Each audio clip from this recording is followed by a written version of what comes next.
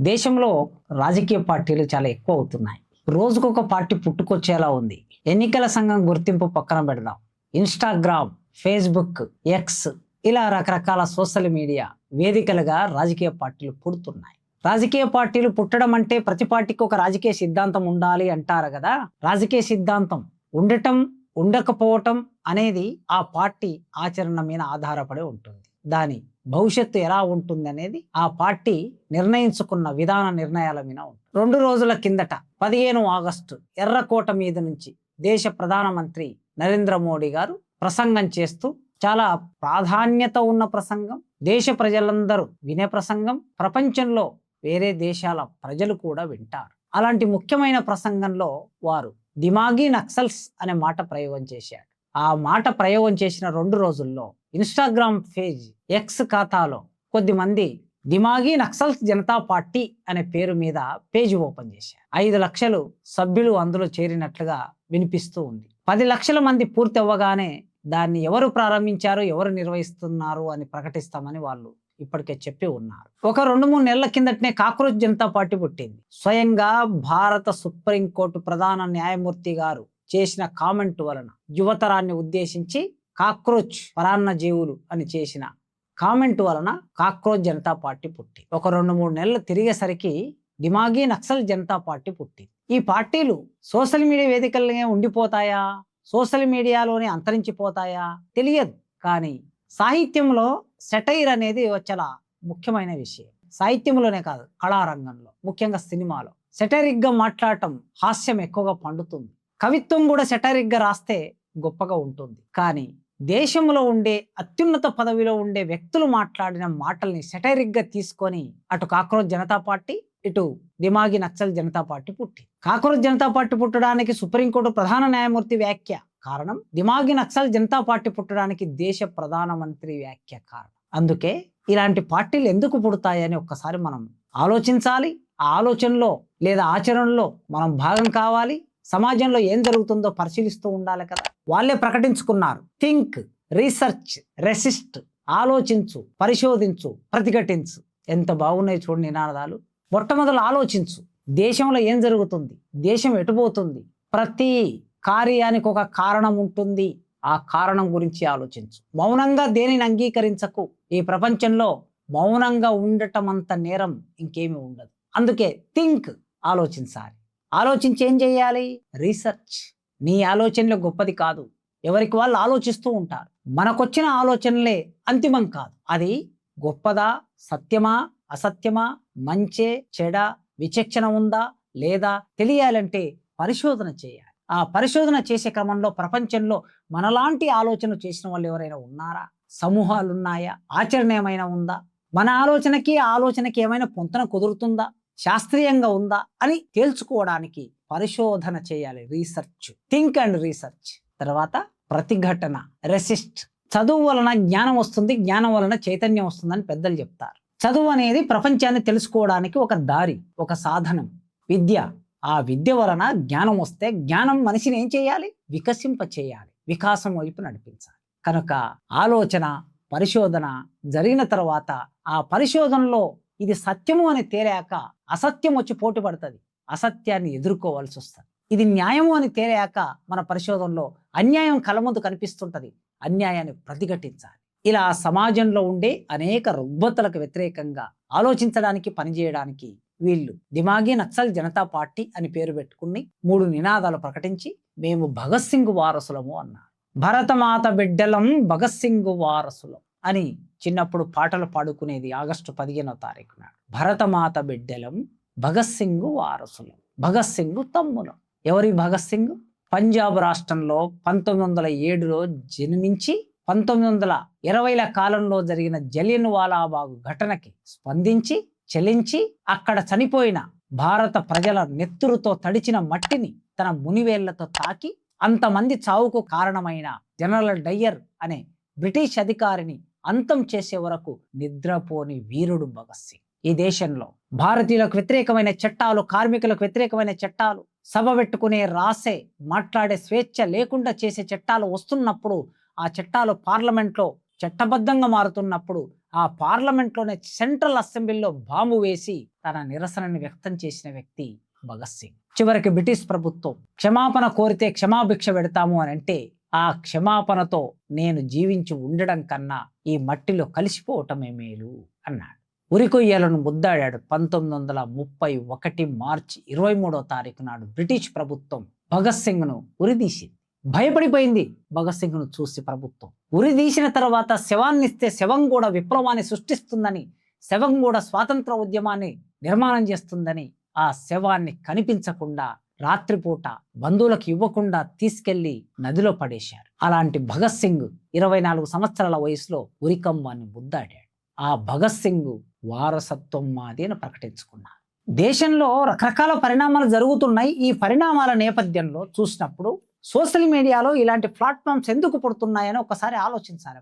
సమాజంలో తమ నిరసనని వ్యక్తం చేయడానికి ఈనాటి జనరేషన్కి ఒక అద్భుతమైన ఆయుధం చేతుల్లో ఉన్న సెల్ ఫోన్, ట్యాబ్, ల్యాప్టాప్. ఇవి ఒక ఆయుధం. వేగంగా తమ భావాలను ప్రచారం చేయడానికి వేదికగా సోషల్ మీడియాను ఉపయోగిస్తున్నారు. అందుకే సోషల్ మీడియా ప్లాట్ఫామ్గా ఇలాంటి వేదికలు, పార్టీలు పుడుతున్నాయి. రెండవది, యువతలో తీవ్రమైన అసహనం ఉన్నది, నిరసన ఉన్నది. ఎస్టాబ్లిష్మెంట్ అంటే పాలక వర్గాలు చేస్తున్న విధానాల మీద, ప్రభుత్వం నడుపుతున్న తీరు మీద జవాబుదారితనం లేకపోవటం, ఇలాంటి అనేక విషయాలను చూసినప్పుడు ఆ పాలక వర్గాలు ఎక్కడ విద్యార్థుల నుంచి, యువతరం నుంచి, ప్రజల నుంచి నిరసన వస్తుందో, అసమ్మతి వస్తుందో, ప్రభుత్వాన్ని కూలదీస్తారేమని భయపడి అనేక నిర్బంధపు చట్టాలు ప్రయోగించి ఆ చట్టాల ద్వారా జైల్లో బంధిస్తున్న స్థితి, ఉక్కపోతను భరిస్తున్నారు. ఈ ఉక్కపోత నుంచి యువతరం తన అసహనాన్ని వ్యక్తం చేస్తుంది అనడానికి ఇదొక సైన్, ఇదొక సంకేతం. ఈ సంకేతాన్ని అర్థం చేసుకోకపోతే దేశాన్ని పరిపాలించే వాళ్ళు భంగపడతారు. అసలు నక్సలైట్లకి ఇంత ప్రాధాన్యత వచ్చిందంటే నేను ఆశ్చర్యపోతున్నానండి. నక్సలైట్లు అనగానే 50 సంవత్సరాల కిందట ఒక నక్సల్బరి అనే గ్రామంలో ప్రారంభమైన పోరాటం అది.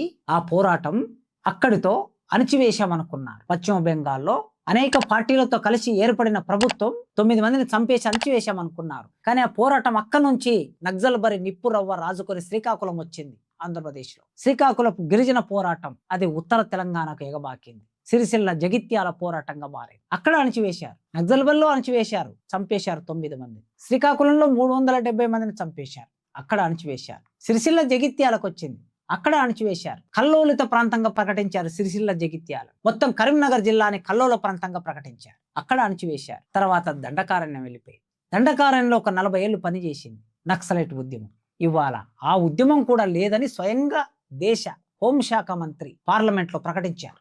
మావోయిస్టు ముక్త భారత్ అని. మావోయిస్టు లేరిక, అందరిని ఏరేశాం, అందరు సరెండర్ అయిపోయారు, ఎన్కౌంటర్ అయిపోయారు, మావోయిస్టులు లేరు అన్నారు. అసలుకు ఏదైనా ఒక వస్తువైనా, ఒక ఉద్యమం అయినా అవి ఉన్నప్పటికంటే వాటి ప్రాధాన్యత అవి లేనప్పుడే ఎక్కువ ఉంటుందని వింటాం కదా మనం. మనిషి అయినా సరే, ఒక మనిషి మనతో ఉన్నప్పుడు అతని ప్రాధాన్యతను గుర్తించాం, ఆ మనిషి చనిపోయిన తర్వాత వారి గొప్పతనం మనకు అర్థమవుతుందని అంటాం కదా. అట్లా నక్సలైట్ పార్టీ, మావోయిస్టు పార్టీ అంతమైపోయిన తర్వాత నక్సలైట్ ఉద్యమం గురించి ఇంత చర్చ జరుగుతుంది దేశం అంతా. నిజంగా నక్సలైట్లు ఉన్నారు అని తెలియని వాళ్ళకు కూడా ఇప్పుడు తెలిసింది. ఎందుకు ఇంతటి ప్రాధాన్యత నక్సలైట్లకి? తెలుగు కవి ఉన్నాడు జయరాజ్, నక్సలైట్ల మీద చాలా అద్భుతమైన పాట రాశాడు.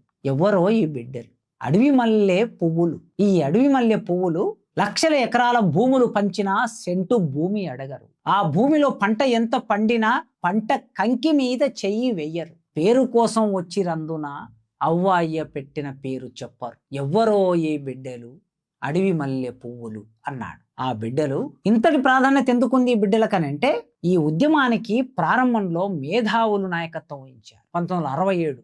ఆ తర్వాత ఒక చారు మజుందార్ లాంటి మేధావులు, చదువుకున్నవారు, ఇక్కడ వెంపటాప సత్యం, ఆదిభట్ల కైలాసం లాంటి టీచర్లు చదువుకున్నవారు, సూర్వనేని జనార్దన్ విద్యార్థి నాయకుడు, జార్జ్ రెడ్డి ఫిజిక్స్లో గోల్డ్ మెడల్, సుబ్బారావు పానిగ్రై గొప్ప కవి, చాగంటి భాస్కర్రావు డాక్టర్లు, లాయర్లు, టీచర్లు, ఇంజనీర్లు, కవులు, కళాకారులు, మేధావులు ఈ ఉద్యమానికి నాయకత్వం ఇచ్చారు మొట్టమొదటి. కనుక ఉద్యమానికి అంతటి ప్రాధాన్యత ఉన్నది. మరి వీళ్ళు ఎవరి కోసం పనిచేశారు? ప్రభుత్వం కోసం పనిచేశారా?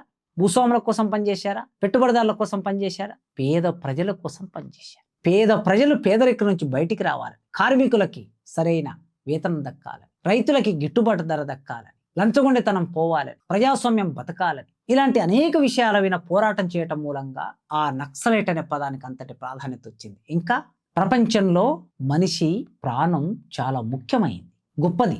వాళ్ళు సంపాదించిన వజ్ర వైడూర్యాలు, లక్షల కోట్ల సంపదని ప్రాణం కోసం వదులుకో అంటే వదిలేస్తారు. అలాంటి ప్రాణాన్ని తృణప్రాయంగా వదిలివేయగలిగిన ఏకైక మానవుడి ప్రపంచంలో మార్క్సిజాన్ని నమ్మిన నక్సలైట్ మాత్రం. అందుకే పేద ప్రజల కోసం, కార్మికుల కోసం, రైతుల కోసం, సామాన్యుల కోసం, అభాగ్యుల కోసం, అన్నార్థుల కోసం తృణప్రాయంగా తన ప్రాణాన్ని వదిలేయగలిగిన శక్తి నక్సలైట్లో ఉంటుంది కనుక ప్రజలు అంతగా నక్సలైట్లను ప్రేమించారు. అది నక్సలైట్లకు ఉండే ప్రాధాన్యత. అందుకే దిమాగి నక్సల్ జనతా పార్టీ వచ్చిన సందర్భంగా ఒక పాట వైరల్ అవుతుంది అని అంటున్నారు హిందీలో. ఏముంది ఆ పాటలో? స్వేచ్ఛ అడుగుతే దిమాగి నక్సల్, ఉద్యోగం అడుగుతే దిమాగి నక్సల్, ప్రజాస్వామ్యం అడుగుతే దిమాగి నక్సల్, జవాబుదారితనం అడిగితే దిమాగి నక్సల్, మౌనంగా ఉండకుండా మాట్లాడితే దిమాగి నక్సల్. వీళ్ళందరూ దిమాగి నక్సల్స్. ఇప్పుడు ఆలోచన అనేది చాలా ప్రధానమైన అంశం అని అంటున్నారు కదా. మనిషి మెదడు చురుకుగా పనిచేస్తుంది, దీన్ని మించిన ఏ యంత్రం లేదు ఇప్పటివరకు. ఎప్పుడైనా దేశం ఆలోచన వలన అభివృద్ధి చెందుతుంది, ఆలోచన వలన సమాజంలో కొత్త భావాలు, మంచి భావాలు పరిపక్వమవుతాయి, సంస్కారం ఏర్పడుతుంది. అలాంటి మంచి భావాలు ఉండే వాళ్ళు, ఆలోచించే వాళ్ళు దేశంలో ఉండటం అనేది మనం గర్వపడాలి, గొప్పగా భావించాలి. కానీ వాళ్ళని దిమాగి నక్సల్స్ అనటం అనేది చాలా విషాదం కదా. ఆలోచన చేసేవాళ్ళు, న్యాయం అడిగేవాళ్ళు దిమాగి నక్సల్స్ అనే ఒక అర్థంలో రూఢి అయిపోయింది. నలుగురి కొరకు చచ్చేవాడు నక్సలైటురా అని చిన్నప్పుడు వినేది పాట.